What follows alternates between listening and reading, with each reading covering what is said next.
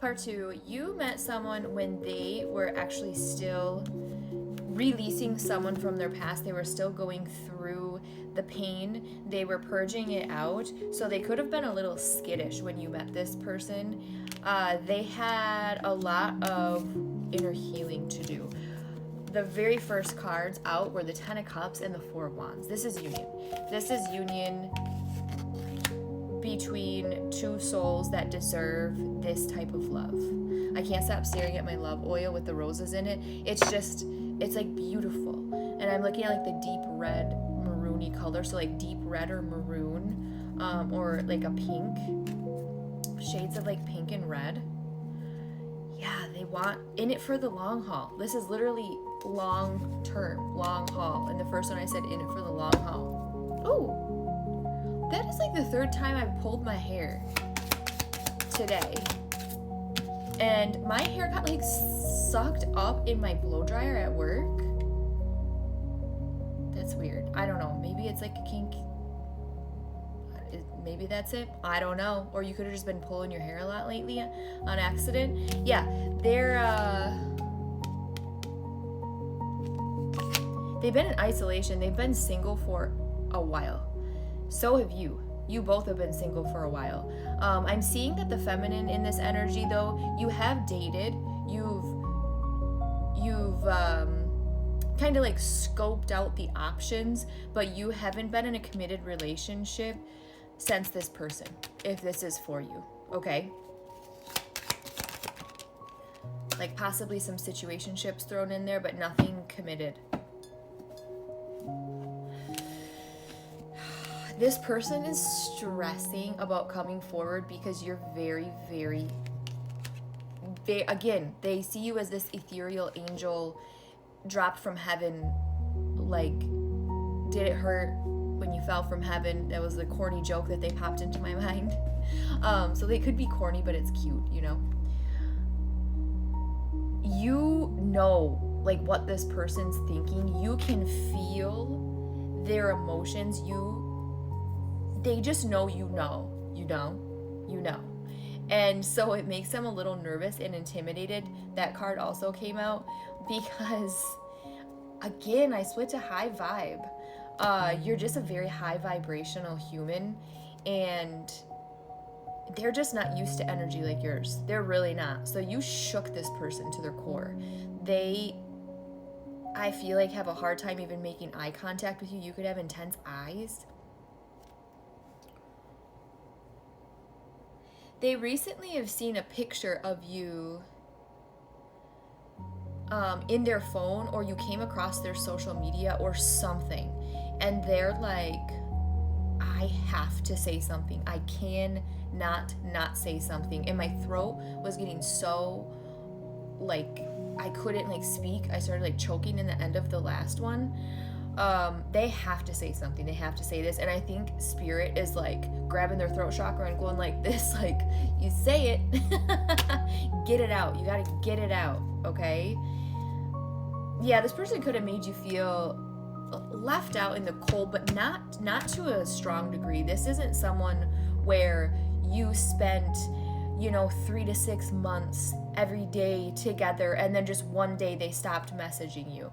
That's not the case. That's not this at all. Okay, let's get some oracle.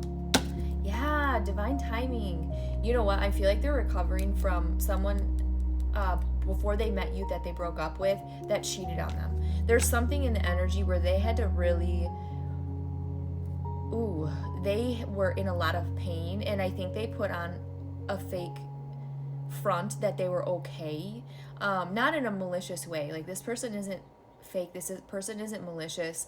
They just wanted the opportunity with you, but they couldn't pull themselves out of like the depths of the pain that they were feeling, and it was divine intervention. Spirit definitely had you guys split for a reason. Yeah, they had to heal from someone from the past. They weren't over it yet. And for some of you, they actually went back to this person because there was still karmic debt to be cleared, and there were still lessons that they had to learn. And you know, as much as that sucks, if this person didn't do you like really dirty, it just didn't work out and it just fizzled out.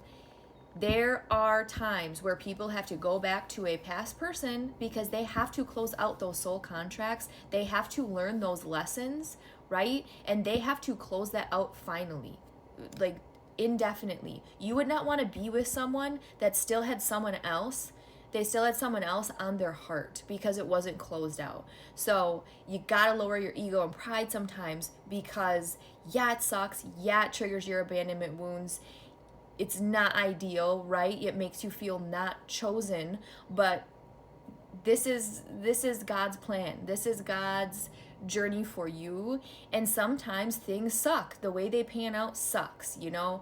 There's a lot of things that have happened in a lot of people's lives that you're like, why? Like, that sucks. Losing family, you know? But you know what? It's all for a purpose. It's for a bigger plan. It's for a bigger picture. And I always use my brother as an example. He took his life. He was my little buddy. I basically raised him. And I lost him, and he's the only human on this planet. The only human on this planet that I really, really cared about. I have no one, okay? Now he's my spirit guide. He's my main spirit guide. He is by me all the time. He just turned my music back on. He's like, talk about me. He loves when I talk about him. He really was the best. He was the sweetest human on the planet. He was just very misunderstood. Akon's A Beautiful Day is what they're playing. So yeah, life works in mysterious ways, and sometimes you got to drop your pride and ego and realize that people all heal at different rates. People have to learn lessons sometimes the hard way, you know? That's how I used to learn, is the hard way, until I realized that you don't always have to learn the hard way. You can, in fact, heed warning. You can listen to your discernment and listen to your gut. But anyways, this person has a kind heart. They're coming in to express something to you because they just simply have to. And I feel most of you listening to this, you'll be able to set your pride and ego aside for not being chosen in that moment of time, even though it wouldn't have worked out either way at that time. And you will move forward, and you'll at least give this person a chance. You know, going on a date with someone is not going to get you bad karma. I like to say that in my readings because that's something that I used to fixate on. I'm like, well, I'm not going to talk to them, or I'm not going to like hear them out because I don't want to get bad karma for it. You don't get bad karma for it. You don't. Now, if it's someone that literally physically and extremely mentally abused you, yeah, we don't go back to those people, okay? Just use your discernment, loves. These are collective. If you would like your own personal reading, LANK is in the BIO. Love you, bye.